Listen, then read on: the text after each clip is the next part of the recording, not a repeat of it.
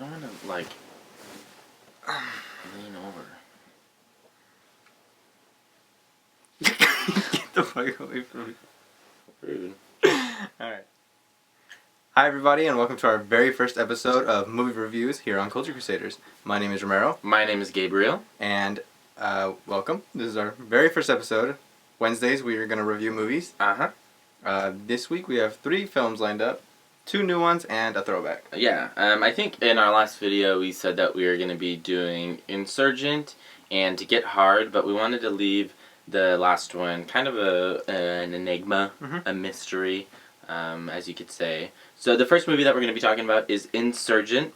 A lot of people, I think, went to go see that. Yeah, I mean, it's based off of a really popular book. It's based off of the Divergent series. I think that's what it's called. I personally haven't read the books. Have you? Neither have I. No. So we're getting just a very basic understanding of the storyline. So, I mean, if you suggest that we read the book, then, I mean, I don't see why we shouldn't. Yeah. So, if you think the book's better and the book series is much better, then we should do that. But, okay, so Insurgent.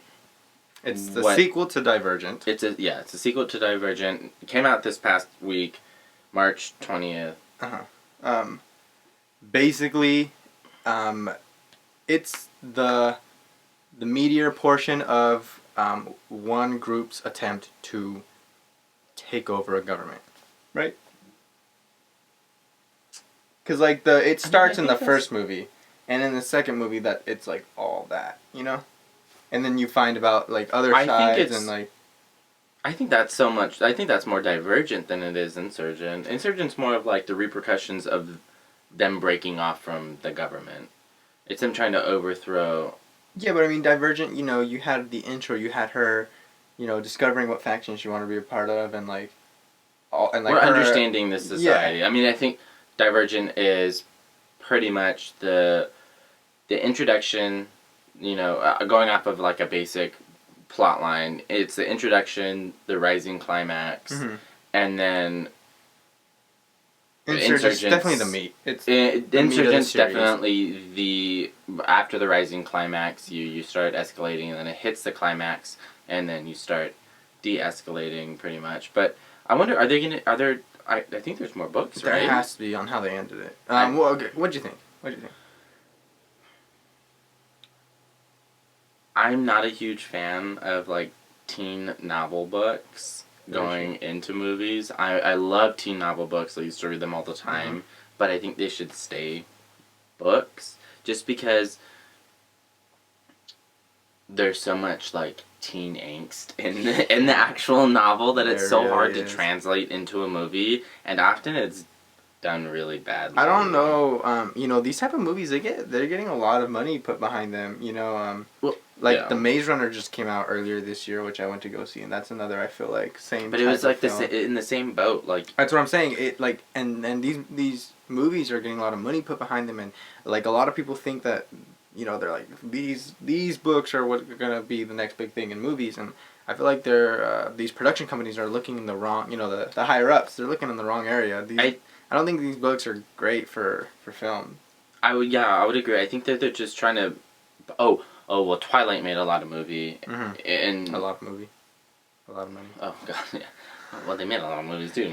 But Twilight made a lot of money, and so I think they're going just off of that. You know, I mean, granted, people have been making movies off of books for forever, but this like teen genre, I feel like is pretty recent in regards to like movie culture, you know. I don't think Shailene Woodley was a great cast for the lead, and that's something that I kind of felt in the first one, and kind of just was more reassured in this one that I just don't think she was the right choice, you know. I would agree. I think there's so many other actresses that could have. I think there is, but I think here's the problem. To me, I don't know about you, but I thought her love interest was way more interesting than her. You know? Like he goes by a name, a number for name, and like you find out that his father abused him. I'm sorry, I think his character is way more interesting than any other character in him and Kate Winslet's character are probably the most interesting character.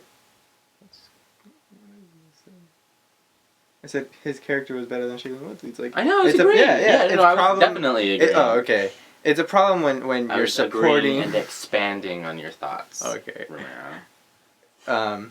But yeah, I think his character was way better. I would have honestly liked to hear more about him, even though he definitely takes center stage in the he takes a step forward in the second film. But I don't think enough attention is put on him and too much is put on Shailene Woodley, even though because she's the lead. It's just so like she's just not convincing to me. I don't think like. I think she's a great supporting actress. I mean, she was in The Descendants with George Clooney, and that movie was really great. You know, she was in Fault in Our Stars. I did not see that one. Neither did I, but apparently it made people cry. And if it made people cry, I'm gonna cry. I'm a very emotional person when it comes to movies. You probably will cry. So I will probably cry. So I don't want to watch it. But yeah. Other than that, I mean, it was kind of predictable, to be honest, as well. The movie. Yeah. I mean, there were more deaths than I expected. It's interesting though because the person who directed this movie didn't direct the first one. The director was Robert Schwentke, and Schwentke, I'm assuming, and he did not a lot of movies, and so that might contribute to it. I mean, this guy's obviously doing great if he's directing Insurgent. Films, if he's doing films and. Fucking applaud to you. Yeah, I mean, we're talking on a couch about this movie, so I mean, like, he's way better than us in that situation. But Robert did R.I.P.D. and then he did Red, and he did Flight Plan, which is I think I've seen Flight Plan more than like anyone. That's just one of the movies. I think about it. I think I've seen Flight Plan like 8 times. Really? Because I've seen Red way more than any of these movies. And he also did Time Traveler's Wife, just to let you know. So I would say, I don't know. I wouldn't go pay. Definitely wait either till full price to it. I mean, no. I mean, if you've already seen it, like, oh well. But if you haven't, then I would wait till Redbox. Definitely. Yeah, I mean, or if it's like on HBO or like on TV. Yeah. No, definitely. I wouldn't go to the movies and see it. Okay. Score. Would you? Oh well, I mean, what do you think of the score? Did you even pay attention to that? I mean, I kind of did. To be honest. Not really. No. Okay. It was like, it wasn't anything, it didn't stand out to me. I would agree. I mean, yeah. Okay, so I nothing of that film that stood out love to me. focusing on scores. I do that a lot when I watch movies. Especially, I wish we would have talked about this movie. Interstellar. And, I love talking about that movie because it's fantastic. But the score in that movie I felt was great because it added so much more to the film, even though the film itself could have, stood alone just by itself and you would have gotten the same effect. I think, I don't know what I was watching this documentary about film, and it's so funny. I think I was watching like a mockumentary about M. Night Shyamalan. If you've seen it, then fucking push the like button and comment below. But it's a mockumentary about M. Night Shyamalan, and he says, and I don't know why I think this is so true, and I don't know why I value his opinion on this, maybe because I love his movies, but his early movies. But he said that a film shouldn't rely on the sound or the score to deliver what the actors are trying to deliver. It should do it without sound. Yeah. And so he did this this example of where it was in Signs, where who's the actor? Who's the main actor? Mel Gibson. Mel Gibson was running out and trying to give his son, or oh, he's so good. I know it's great. It gives me chills just thinking about it. Okay, so Mel Gibson's running outside to calm his son down to breathe. Is that what he says? Is that what she says? Or like, let it rip? Let it swing away? Swing away.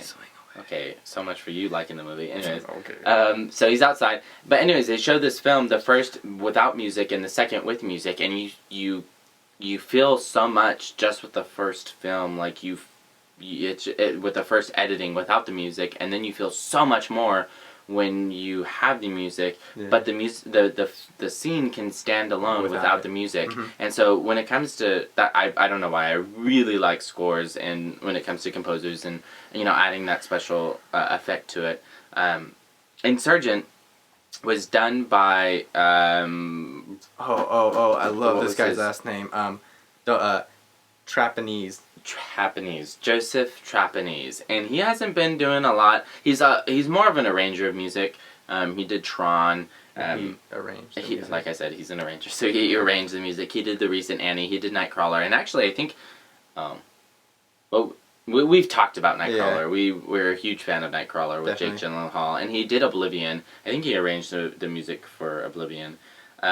He did The Hunger Games Mockingjay Part 1 sound design. So, I mean, but a lot of his stuff is more, I feel like he does a lot more electric, except for Annie, the new Annie, that was more musical in nature. But, I don't know, I thought it was interesting.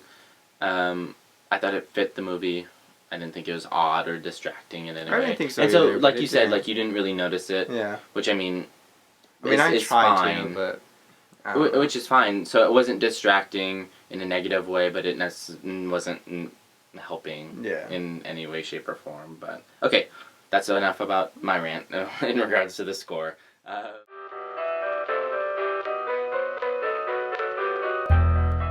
Next movie that we're going to be talking about is Get Hard with Kevin Hart and Will Ferrell. Just came out this past weekend. It made a lot of money.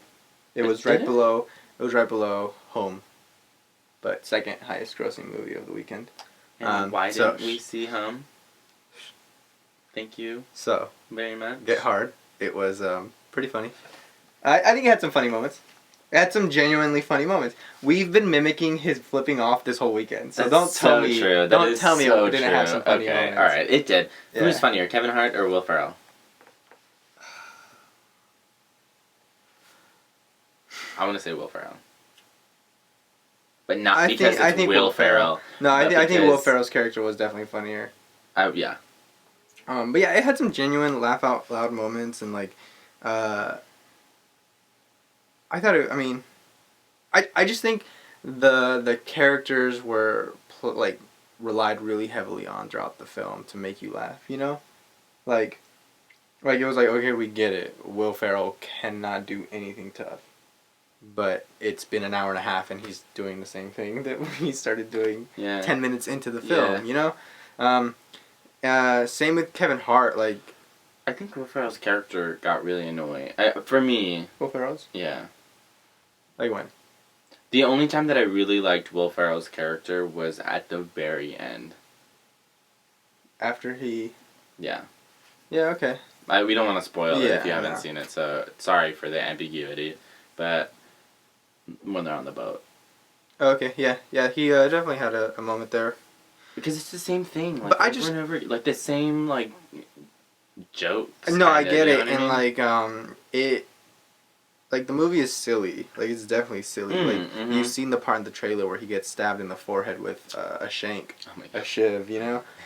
So it's definitely silly, but then there are some moments where you think the writers are, like, what were they thinking? You know? Like, why like there's a genuine moment where Kevin Hart tells Will Ferrell, grab me and throw me at this guy, and Will Ferrell grabs him and throws him, and the camera, like, focuses on on Kevin Hart, and he's, like, flailing his arms, like, whoa! And then, like... actually, I think we looked at each other like, what was why? What was going through their heads? And it was just like, dude, Will Ferrell is gonna throw Kevin Hart. That's gonna be some funny shit. Like... They'll eat it up. They're gonna love it. So it just had some lows, but it also had some good moments. I think more lows than good moments. Alison, I don't even care, dude. Like Alison Brie. That's how I should have started this review. Alison Brie. That's like all you gotta know. I really liked. So true, actually. I think we should have just started. Yeah, we should have. I'm sorry. A rapper has a cameo in it, and I think it was a great cameo. I love that scene. Do you want to say it? No. Exactly. There's a great cameo that you need to look out for if you go see it. I think if you're wanting to go to the movies this weekend and don't have anything else, I would say go watch. Get Hard. It's a good because everyone's gonna be talking about it. Yeah, it's funny. If you want to go on a date, then go watch the movie. It's funny. You'll enjoy it. You'll have a good time. The director was Ethan Cohen. Cohen. Yeah. He did Tropic Thunder, Madagascar 2, Men in Black 3, which had never been created, and Idiocracy. I'm a huge Men in Black fan, but Yeah. it just stopped at the first one. Sorry. So I mean, he hasn't done a lot of movies apparently. He did an episode of American Dad. Man, he made it. So I mean, like, props to him for doing this movie. I think Yeah. he's gonna make a lot of movies. I'm pretty sure he'll do other movies in the future based off of just this movie and off of its success. I mean, he got Will Ferrell and Kevin Hart to do this film. So I mean, and I think it's doing well. Yeah, you said it's doing well. It made So a lot of money. I think we should see a lot from him later on. Oh in yeah, regards definitely. to comedies. Definitely. And, probably cheesy comedies. Yeah. In the future, but I mean, there's nothing wrong with that. I think it's a great genre that people need to play into. Yeah, it's enjoyable. Yeah. Take your mind off things. Yeah. Go watch a dumb movie. Go watch a silly dumb movie. That is a perfect way to explain this movie. Yeah. It's one of those movies where you can go and take your mind off of things. Yeah. Where you can go and just fucking relax. Yeah, it's ridiculous, but you don't even care because it's Will Ferrell and Kevin Hart. Yeah, it's a Friday, Saturday night. You're watching this movie and you're gonna have a good time. Yeah. Oh, that's perfect. Oh my Definitely. god, that's great. Okay. Okay. So that's that. Go see it or no go see it? I would say if you want to go to the movies, then I would say go see It's it. worth it? Yeah. Okay, then it's worth it. But I mean, don't be like, I have to go to the movies. Be like, if I got nothing else to do, so I'll go to the movies. Put that on a fucking commercial. Go see this movie. Asterisk. Footnote. If you really want to, but you don't have to. That's literally what you just said. Right? Yeah. Okay. That's it for that one? That's it for that one.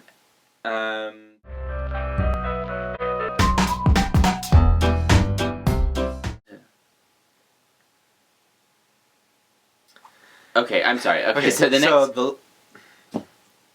you've taken a front row this episode. Who took it from our last episode? Like, you did a good job starting. Oh, like, I'm the closer.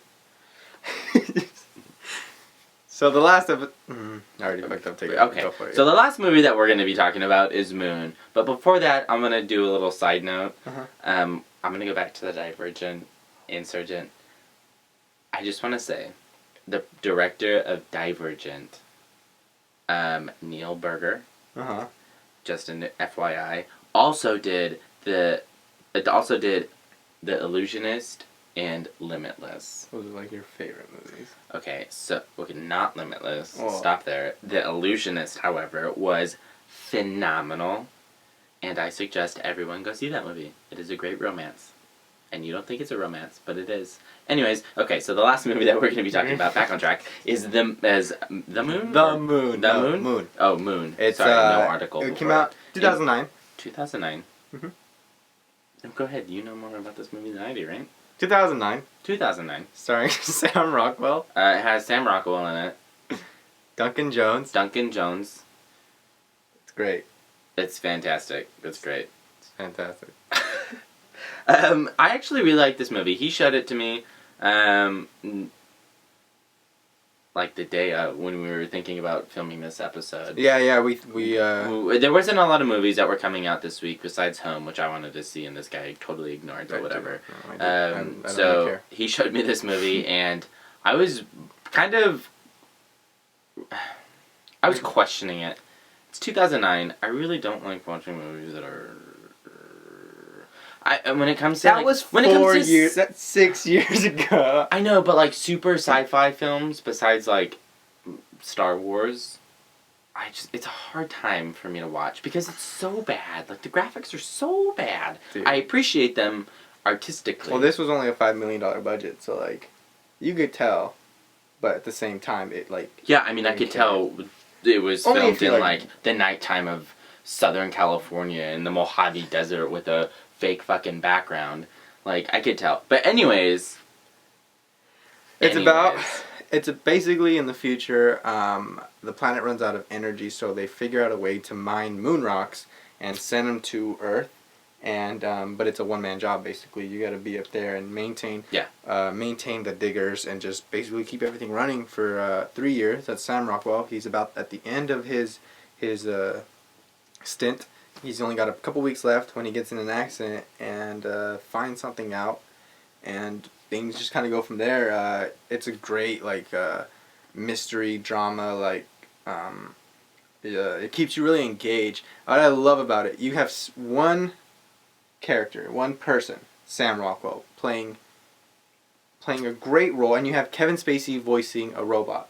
Kind of a homage, not an homage, I think he's pretty much modeled after HAL 9000 from 2001: A Space Odyssey. Stanley Kubrick. Have you seen that? Make you a list of movies. I don't think so. Yeah, Stanley Kubrick made 2001. There is an older movie that deals with yeah, thanks. Your phone. Yeah. Anyways, so there's an older movie. I forgot what it was, but it's this computer that goes crazy and starts killing them. Yeah, that's probably 2001: A Space Odyssey. No, it's Open older. the pod bay doors. I'm afraid I can't do that. Oh my god, yeah. Yeah. Is it 2001 really? Yeah. Well, yeah. Is it a remake? Yeah, and like remember. Is it a remake? 2001: A Space Odyssey? Yeah. No, that movie came out like 1968. Oh my god, that's the name of the movie. Yeah. Then yeah, we're thinking. The name is 1960. No, the name is 2001: A Space Odyssey. Yeah. Okay. Yeah. Then yes, we're thinking about the same movie. Yeah. Oh, that's what it reminded me of. Exactly. It's supposed to. I think the director made a conscious effort to do that. I mean, Kevin Spacey voices the robot. What's his name? Gertie? Gertie. Yeah, and it's very reminiscent of HAL, and it's really creepy like that. The computer takes a different role In this movie. Yeah. Yeah. But I mean, he's still great. Kevin Spacey. Okay. I read that Kevin Spacey said I love Kevin Spacey. he would only do it if he thought the movie was great. And after, because they filmed everything, and then they were like, okay, now we need you to voice it. And he was like, this is amazing. And he did it all in like a couple days. Kevin Spacey's great. Yeah, so... Sam Rockwell, okay. I love Sam Rockwell. Let's talk about that in this movie, because I think Sam Rockwell is probably one of the most underrated actors. Definitely. I think, because... I don't want to give it away. Like, I don't want to... Just take our word for it. His performance is so good, so dynamic, inviting. Dude, it's he plays two contrasts. Like he one time he's like this, and then another. Part and it's hard to explain what's going on without giving away the movie. But there's you will immediately understand what we're talking about if you go ahead and watch the movie. 20 minutes in you'll understand what we're talking about.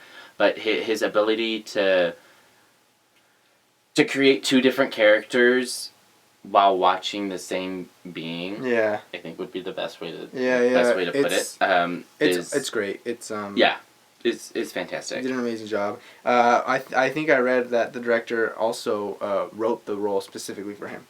Oh really? Yeah. So anytime you have something like that, that's I think usually the chemistry is great. And the score was fantastic. Mm-hmm. I was listening to it while I was playing. But it's pretty much all piano, very eerie in nature, but really, really simple.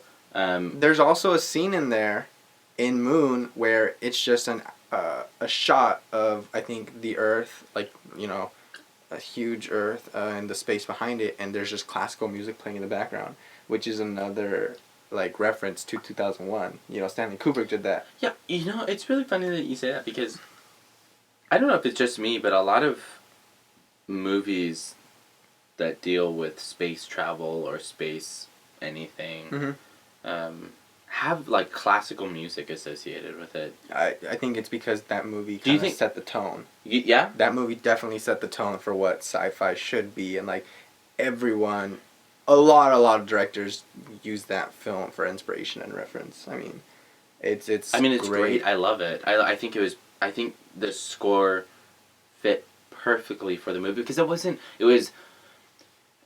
simplistic enough because it complemented what was happening, because you're very limited in scene use, like when it comes to background and Sam Rockwell's on the moon by himself. Yeah, I mean there's not a lot of there's just not much going on. What's the word that I'm trying to, of like background? Like visually, like set. Oh, there's not a lot to the set. Oh, very true. That's what I'm saying. That there's not many things that you see in the movie because of the limited space, because you're on the moon. Yeah. So it kind of complements the simplicity of this set, because you only have his living quarters, and then The main room they're in. the main room, and then, or the living quarters, which is him, and then you have inside of the driving thing. Yeah. And then you have space. That's it. Like I said, I love scores, and I think it did a great job on just highlighting the movie. But anyways, it's definitely a hidden gem, I would say. Oh, it's for sure. For sure. So overlooked, so good. I didn't even know the movie before you mentioned it, and I was amazed. Granted, that a movie like that. Granted, I did call what happened in the movie pretty early on. Good for you. But whatever, let's not go there. It doesn't even matter. They said they show it in the first 20 minutes, so it's like that's not the point of the film. The point is everything after that. Which I did call too. Whatever. Okay. Anyways, director is Duncan Jones. He also did Source Code. Yeah. Which was with Jake Gyllenhaal. I think that's another good underrated movie that I don't think many people watched. Source Code was pretty good. It was. Yeah. I think we were talking about this. Source Code. If you haven't seen it, Jake Gyllenhaal. I don't know who the actress is. No clue. There's another main actress in there, and I'm sorry if I'm not giving you credit, but so you're watching this video in the first place. She is. You don't know that. Anyways, Source Code's really good. Duncan Jones didn't do a lot of movies besides Source Code. That'd be the most known movie. He did a short film. A lot of shorts, right? No. Well, he's no, not even. He's doing the Warcraft movie. The World of Warcraft movie. The World of Warcraft movie. Yeah, supposed to come out next year. So I mean, he's got that. I mean, that's a pretty big project to be doing. But other than that, that's pretty much it. And watch this because you'll get an idea of kind of how he works as a director. Yeah, it's really surprising. I love it when actors. When directors don't have a lot of history behind their name. Yeah. And they produce movies like this. Yeah, definitely. I think it's just fun, to see how. It's not always about the Spielbergs or the Abrams or the. Yeah. There's great. As much as I love their films, and aspired to try to produce a film like that, I love these small. Up and coming. It's not even up and coming, but these small films that no one really knows about, but they made a splash. Made a little bit of a splash. The people that paid attention. Yeah. Yeah. So that's what I really definitely go. If you get a chance, go watch it. Watch it. Where can? I don't even know. Popcorn Time. Yeah. I think it's on Popcorn Time. Try to find it. Go purchase it. Go buy it on Blu-ray. I was gonna say honestly, go support Duncan Jones and purchase the movie. Yeah, it's definitely one you should own in your collection because it's one of those great films where someone's like, "Moon, what is that?" I've never heard that, and you'll be like, "Let me tell you about." That is Moon. Very true. That is one of those movies that you have a friend over and you ask him, "Have you seen Moon?" And they're just like, "Never heard of it." No, Duncan Jones, who did that over?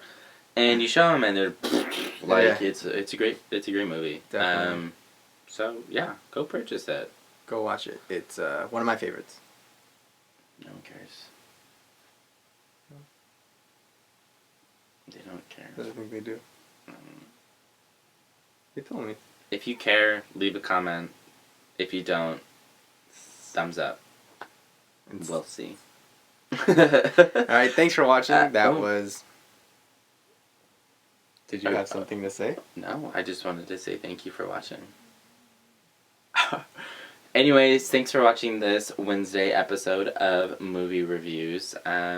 Next episode will be on Friday, and we will have our Drunken Forum roundtable discussion.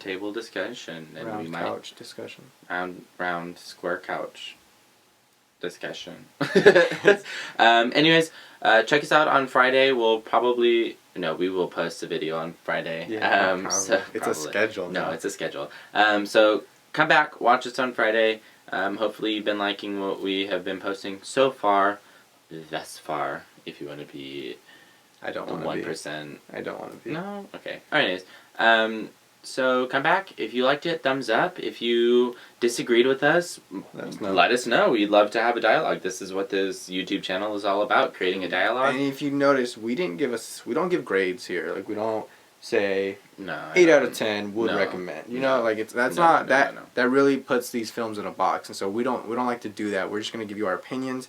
We want your opinions. We want to talk about it, and we want to, grow from those conversations and figure out what we do like, what we don't like. It's not about numbers. Definitely, and we will try to read every comment that you have in regards to the movies and the films, and we encourage you to go watch every film and leave your opinion about it. Definitely. We want to know what you guys think. Yeah, exactly, because that's what the whole point of this channel is about, is creating dialogue about films for people who love films as much as we do. Yeah. So if you like what's going on, like the button, subscribe, share us with your friends. Share us. I'm sure we'll create a Twitter soon, depending.